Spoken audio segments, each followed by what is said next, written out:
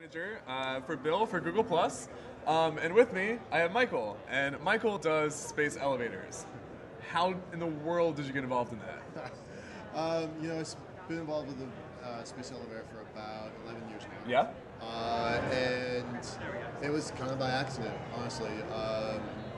There was a NASA Institute for Advanced Concepts research team that was investigating this thing, and they had figured out most of the chemistry, the physics, the materials, the orbital mechanics. They figured out the stuff you can figure out with a calculator. Right. But there's lots of things I can't figure out that way: finance, policy, law, that sort of stuff. And so I came in, started out as an accidental consultant, and turned into one of the guys leading the charge.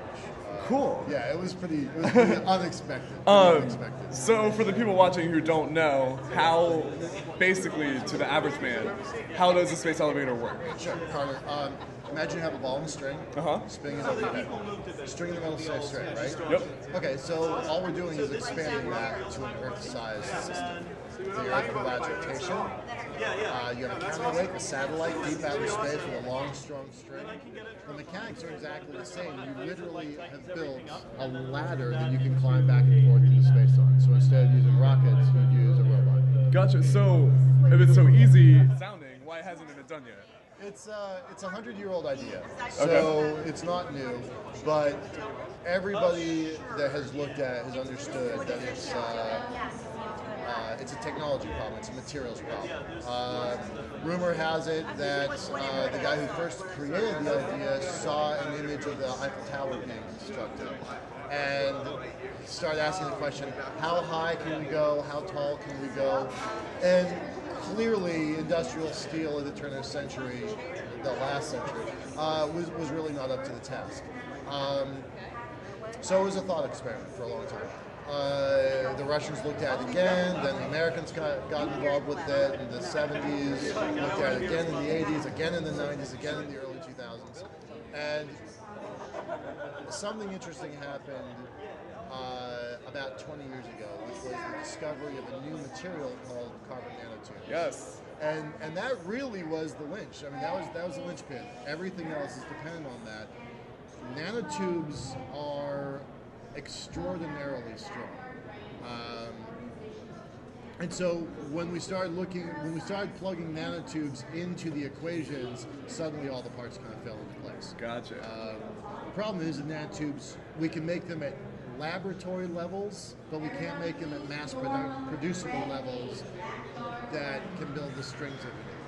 Does that make sense? Yeah, totally. Yeah. For anyone who's watching, feel free to jump in on the BIL page and you can ask Michael a question, anything about space elevators or space or small business or anything.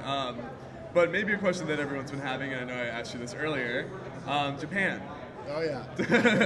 2050 space elevator. Tons of press. Yeah. Is it going to happen? No, you know what? I don't think so. About a week and a half ago, a big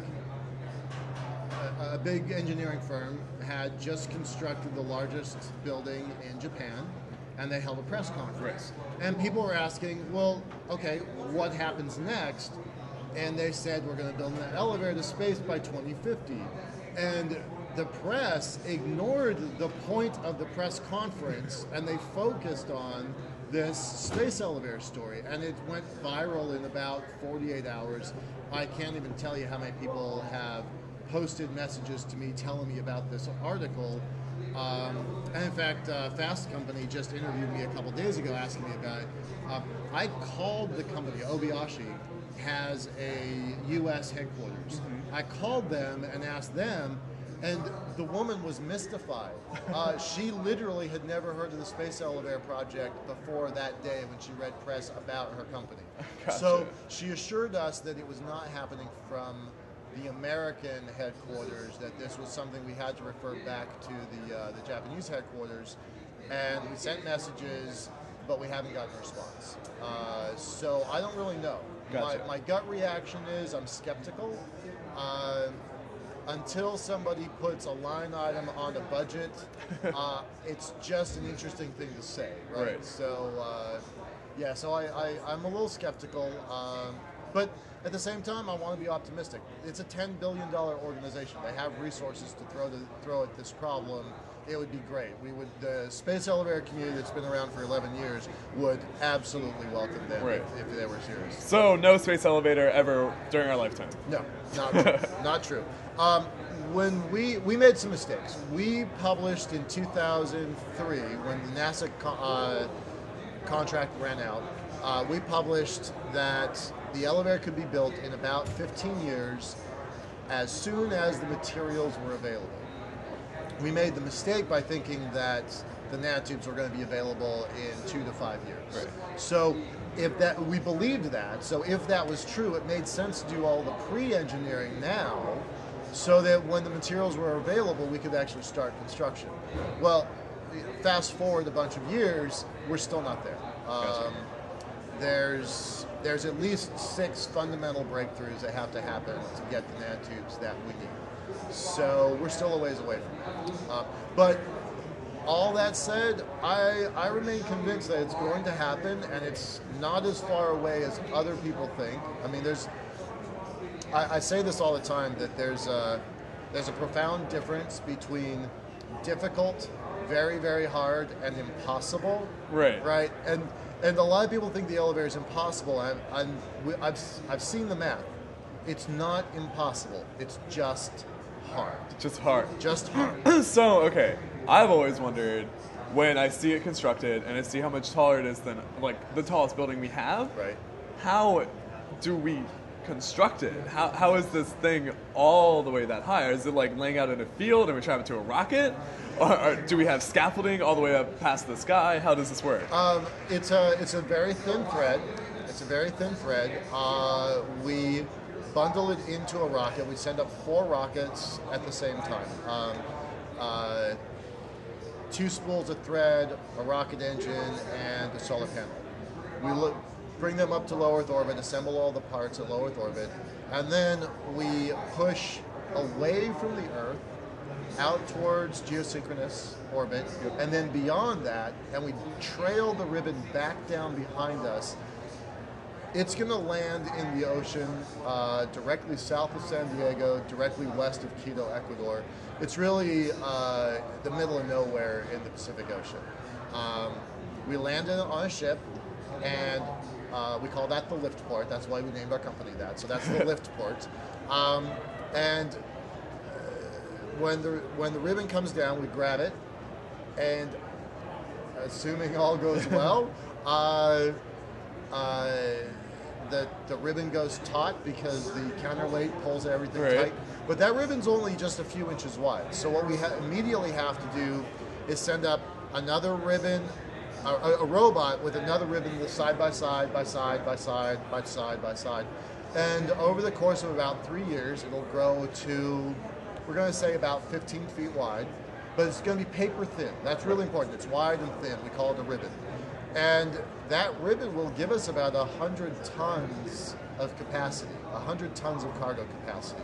And we should be able to lift that about every 4 weeks. And so I remember in my I'm sorry, every week. Gotcha. Every week. Every week. And then a human module. So 3 modules a month would be commercial modules, and 1 module a month would be human modules. Gotcha. So in my little Discover magazines when I was a kid, I remember looking at the concept drawings, and it sort of had like a heat shield, and then we use light or something to push it up. Exactly. Is that still how it works? Yeah. Okay.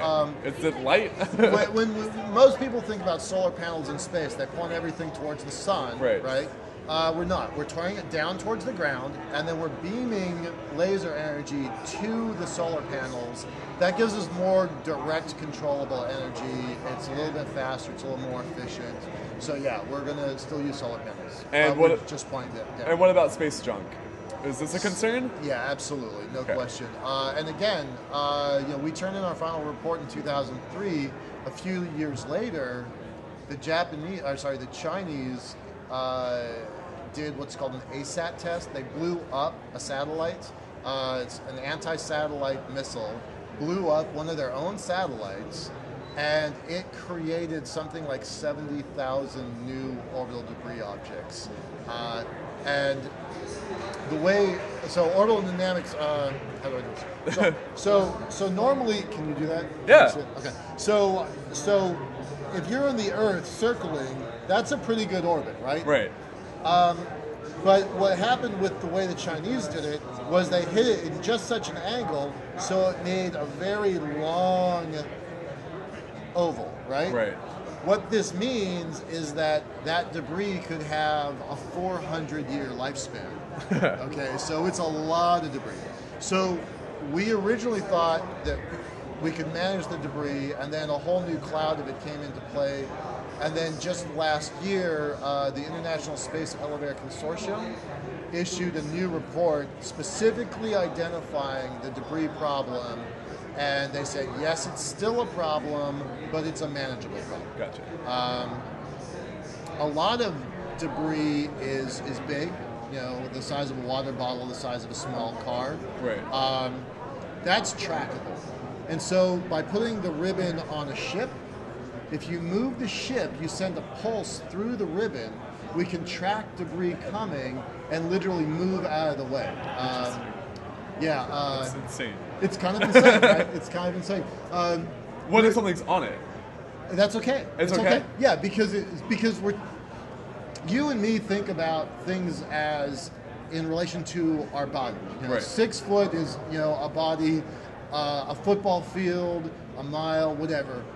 Even a country, right? We think we're talking about 60,000 miles of string. So when you move the bottom, it's going to have a slow propagation all the way across that string.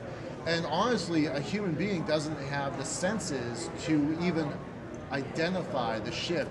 Even though you might be moving, you know, a dozen kilometers one way or another, our body just can't tell. Gotcha. Yeah. Bruce Lee, the martial artist, right. the kung fu guy, he says, somebody asked him, what's the best way to take a punch? And he just did this, right? He says, don't be there. Like, don't be where the punch is. Gotcha. And so that's really the plan. That's not a foolproof plan. Something's going to hit us, but it's that plan will actually take care of a big chunk of the debris problem. Interesting. Okay, so if you were to leave our Google Plus watchers right now with like one final thought about the space elevator and how we perceive our future in space, yeah, what would it be? All right. So we can't build the Earth elevator right now. We just can't. We don't have the technology yet. It's on its way. It's being developed. Every month there's a breakthrough. But what we can do, and this is something we just discovered recently, is that we can build a lunar elevator right now.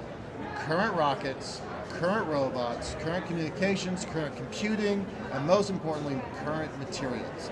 And so what's going to happen here is we're going to tackle that problem, a lunar space elevator infrastructure. It'll liberate humanity. It really will. Right. It really will. And we'll learn what we need to learn building that system so we can build the other one once the rest of the technology comes along. So that's really it. We should have a lunar elevator in place really before the decade is out. That's been our tagline, is before the decade is out. Gotcha. So that's our goal. All right, well, cool. Everyone, this is Michael Lane. He's awesome. He builds space elevators, which is really insane. But thanks for coming. Yeah. We have to say goodbye. All right. And thanks for coming to BIL. I'll be back with another speaker here in about 10 to 15 minutes.